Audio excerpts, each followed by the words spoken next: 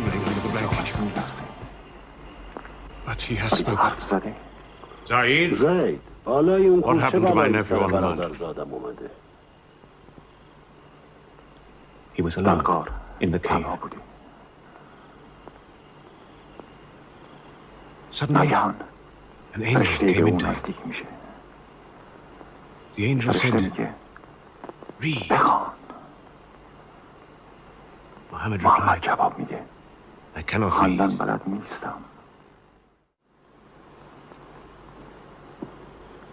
این موضوع رو به کیا گفته؟ به همسرش خدیجه و فرزند تو علی. Who has he told about this? His wife? And Ali? And his friend Abu Bakr? And تو I am his adopted son. Be careful to whom you با talk. کی حرف میزنی؟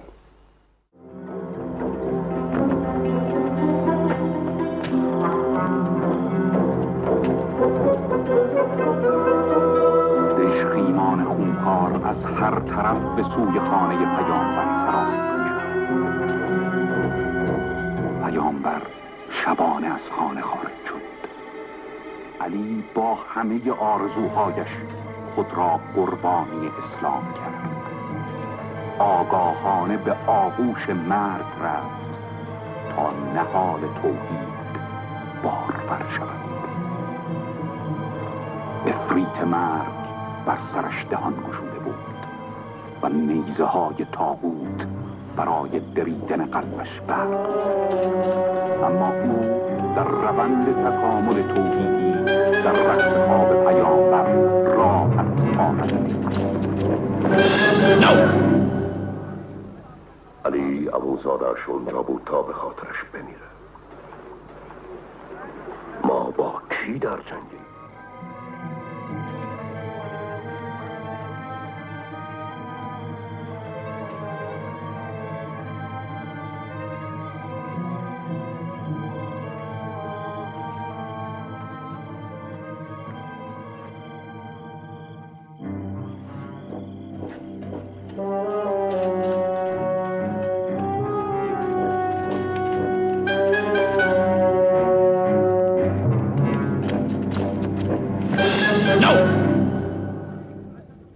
Ali, his cousin, lay there to die for him?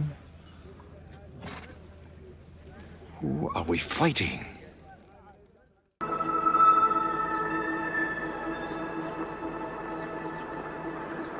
ولی یک چیز کم داره. چطور یه زنگ بزنیم برای خبر کردن مردم؟ مسیحی از زنگ استفاده میکنن. بوق چطوره؟ مثل کلیمیه. ولی طبع خیلی خوب داره، اون معنویاتو نداره. چرا صدای انسان نباشه؟ همونطور که علی اولین مرتبه در کعبه اعظم گفت. رسول الله دستور بدن.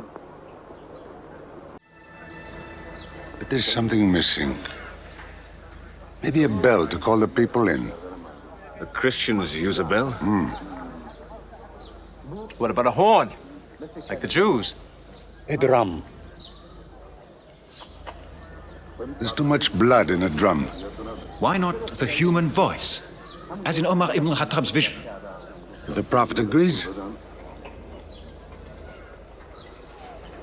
it means you, Bilal.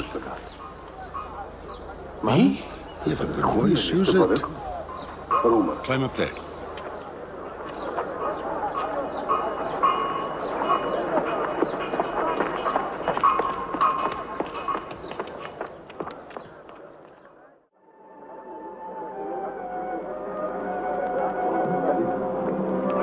دوستان من گوش کنید. خبری از مکه دارم. هر چی که در مکه داشتید به یغما برده شد. دوستها، دکان اصحاب پیغمبر و خانه پیغمبر فروخته شده. و ظرف و لباسهایی که داشتیم، هر چی که شما داشتین در بازار به فروش رفته. حالا شما مردمان بی چیزی هستید. I have news from Mecca. Everything you have left behind is gone. The thieves. Abu Bakr's shops, the Prophet's house, sold. Every cup or piece of cloth, every rag or bone you ever owned is thrown on the market. You are a people of nothing. Don't you even fight for what you own?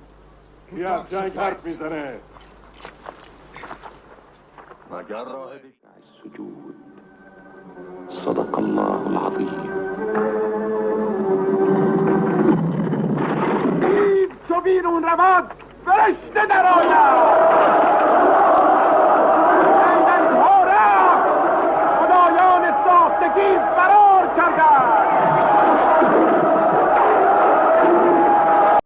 And cleanse his house.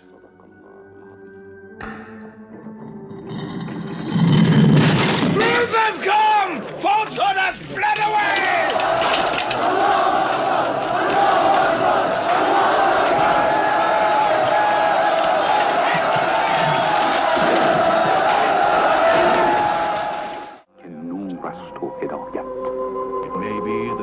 قافله حجاج از مکه حرکت کرد.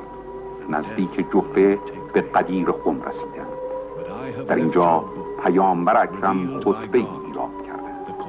آغاز آن حمد خدا و بیان صفات کمال و قدرت باری تعالی و سپس خطاب به جمعیت فرمودند آگاه باشید که علی بن ابی طالب برادر من، وصی من، خلیفه من و امام است بعد از من.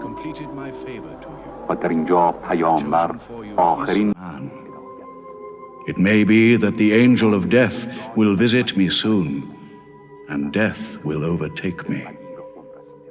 But I have left you a book, revealed by God, the Quran, which is light and guidance. Now he repeated to the people the final revelation of the Quran, the seal and termination. Not Muhammad's words, but God's word. This day I have perfected your religion for you, and completed my favor to you, and have chosen for you Islam as your religion. On June the 8th, 632, in his 63rd year, Muhammad died. Many of his followers could not believe, how can such a man die? But Abu Bakr, the Prophet's friend, stood up in the mosque. If anyone worships Muhammad, let him know that Muhammad is dead.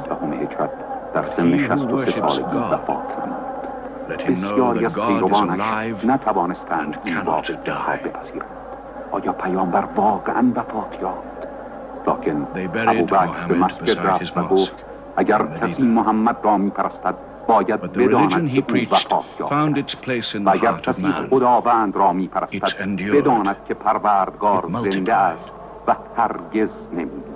Still to Mecca